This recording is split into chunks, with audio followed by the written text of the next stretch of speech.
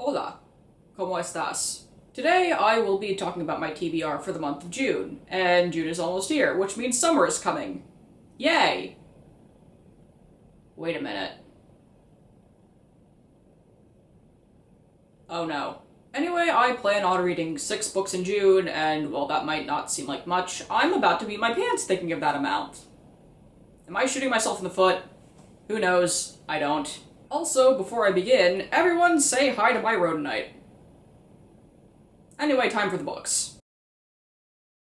Bees! The first book that I plan to read in June is Fireblood by Ellie Blake. This is the second book in the Frostblood saga, the first book being Frostblood, which I read in 2018.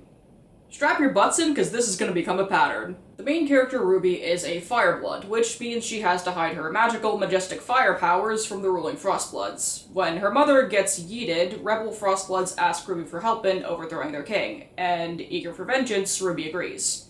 Tournaments and angsty love interests ensue. I told myself I was going to read Fireblood much earlier than I actually am. Oops. I am interested in where the series goes next, and we're here, so why not? The next book that I plan on reading is Evermore by Sarah Holland. This is the second and final book in the Everless series, the first book, of course, being Everless. The story is set in a world where time is used as currency, transferred from blood to iron. The aristocracy tax the poor, and in turn extend their own lifespans to inhuman amounts. The main character, Jules, and her father were once servants at the Everless estate, but were forced to flee after a particular incident. When Jules learns that her father is dying, she is forced to return to Everless in a last-ditch effort to save his life. As with Fireblood, I have been putting off the next installment of a series for way too long, but I am quite excited to read this because... holy crap, the ending of book 1 was insane. Next up, we have The Thousand Names by Django Wexler, which is the first book in the Shadow campaigns. I read one of the author's other books, Ship of Smoke and Steel, in 2019. You might like it if you like boats. Anyway, that book is actually what got me interested in the Shadow campaigns, so the more you know. When a newly arrived colonel shows up in a colonial outpost out in the desert, he comes with a flash of military genius and the intention of restoring order. As it turns out, this colonel may be more ambitious than he seems, and he may or may not have his eyes on a sinister supernatural realm. Did someone say Flintlock Fantasy? Sounds hot. I plan on reading 2 graphic novels in June, the first one being Volume 1 of Monstrous. Now before I begin, let us take a moment to appreciate the spicy hot artwork here.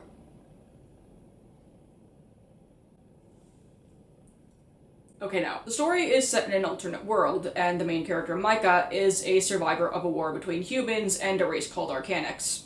With both oppression and danger on the horizon, Micah searches for answers about her past, while avoiding those who wish to use her for their own gain. There may be monsters involved. Back to the spicy art appreciation, this combines both Art Deco and steampunk, both of which I find delicious. Monstrous has been on my radar for a couple of years now. I don't know why I chose to sleep on it for so long, but we're here, and this book isn't gonna read itself. So yeah, last up is The Innocent. This is a one-off graphic novel, and I found next to nothing about this release, but I did see that it got a word of praise from the man, the myth, the legend, Nicolas Cage. Speaking of which... la da da da da da da.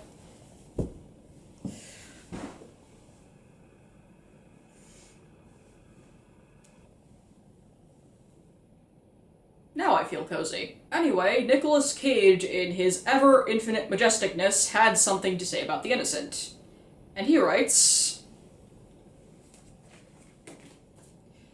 firmly based in a crossroads of afterlife and material existence, it reads and shows like an esoteric haiku by way of anime and Liechtenstein, and achieves comic book poetry.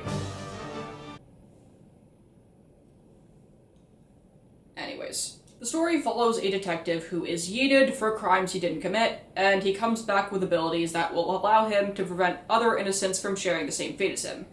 But he has a thirst for vengeance, and to say he wants to use that vengeance against the people who wronged him is a bit of an understatement. This has been sitting on my shelf since who knows when. I want to say 2015.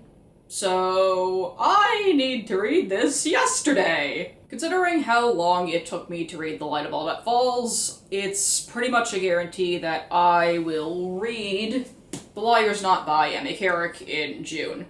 I talked about this book in my May TBR, so check that video out if you want to know more. Basically, con artists and nightmare magic. So that was my June TBR. If you made it to the end, thank you for sticking around. Leave a chicken emoji in the comments if you want. My next video will be my May wrap-up, so if you want to see that, make sure to like and subscribe.